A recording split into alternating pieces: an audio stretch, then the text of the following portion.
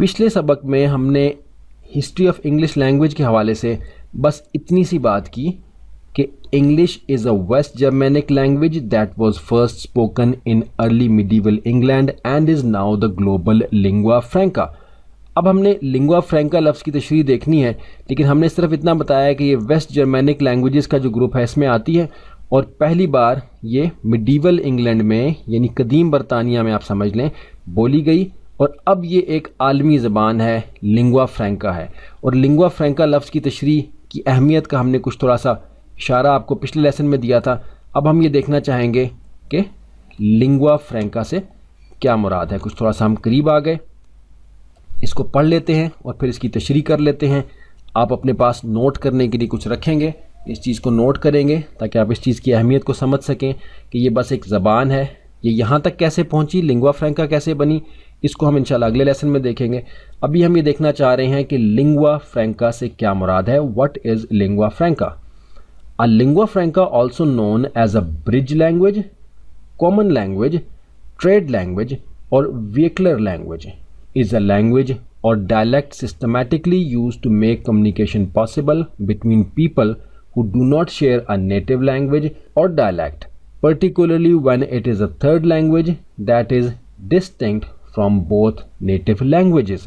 تو یہ اس کی ایک مختصر سی مگر جامع تشریح ہے، اب اس کو سمجھ لیتے ہیں۔ لنگوا فرینکا سے مراد ایسی زبان ہے جو کہ برج لینگویج یعنی پل جیسی زبان۔ پل کا کیا مقصد ہوتا ہے کہ وہ دو حصوں کو آپس میں جوڑتا ہے۔ ایسی زبان جس کو کہ برج لینگویج کہہ سکتے ہیں، کامن لینگویج کہہ سکتے ہیں یعنی مشترکہ زبان جس میں دو مختلف قومیں آپس میں بات کر سکتی ہیں، ٹریڈ لینگویج یعنی تجارت کی زبان اس کو کہہ سکتے ہیں، اور ویکلر لینگویج۔ ویکلر بالکل ویکل سے ہے، جیسے آپ کی سواری ہوتی ہے جس پہ کہ سوار ہو کے آپ ایک جگہ سے دوسری جگہ جا سکتے ہیں، کوئی مشکل محسوس نہیں کرتے، تو ویکلر لینگویج بھی اس کو کہہ سکتے ہیں۔ از اے لینگویج اور dialect systematically use to make communication possible between people who do not share a native language, یعنی ایسی زبان جو کہ دو ایسی اقوام کے بیچ میں رابطے کا کام کر سکتی ہے جن کی کہ مادری زبان مختلف ہے، جن کی کہ آپس میں ان کا ڈائلیکٹ اور ان کی زبان مختلف ہے۔ particularly when it is a third language that is distinct from both native languages، یعنی خاص طور پہ ایسی صورتحال میں جب ان دو قوموں نے جنہوں نے کہ آپس میں رابطے کے لیے انگریزی استعمال کرنی ہے ان کی اپنی مادری زبان کوئی اور ہے۔ مثال کے طور پہ چائنا میں چائنیز یعنی چین میں چینی زبان بولی جاتی ہے اور جرمنی میں جرمن زبان بولی جاتی ہے۔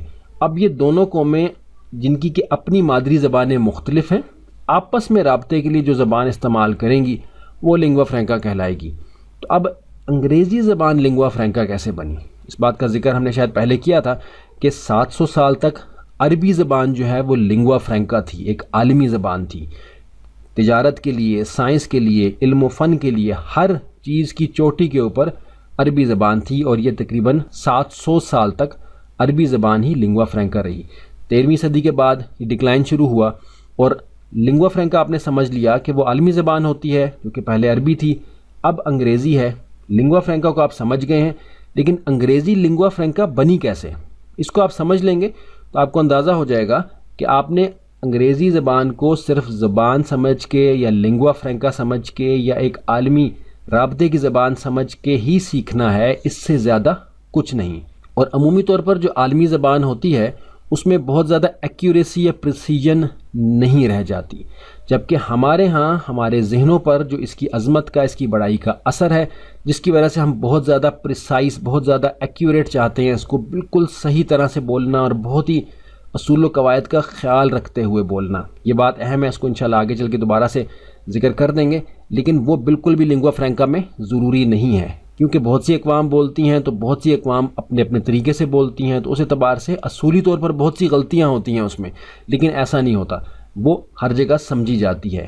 ایکسنٹ جو بھی ہو، لہجہ جو بھی ہو، گرامر مسٹیکس ہوں، سپیلنگ مسٹیکس ہوں، ہر صورت میں وہ دوسرے لوگ سمجھ جاتے ہیں کہ کہنے والے کا کیا مقصد ہے، جبکہ ہمارے ایجوکیشن سسٹم میں ہمیں اور طرح سے یہ پڑھائی جاتی ہے۔ اس کی عظمت اور بڑائی دل میں ڈالی جاتی ہے، اس کی پریسیجن اور ایکیوریسی پر بہت زیادہ توجہ دی جاتی ہے، اور گرامر ٹرانسلیشن میتھڈ کے ذریعے پڑھائی جاتی ہے، جس کا کہ نقصان یہ ہوتا ہے کہ صرف لکھنے پڑھنے تک محدود رہتے ہیں اور اس سے آگے نہیں بڑھ پاتے۔ اہم چیز تھی، تھوڑی سی بات لمبی ہو گئی، آگے چل کے انشاءاللہ دیکھتے ہیں مختصر طور پہ کہ انگریزی لنگوا فرینکا بنی کیسے.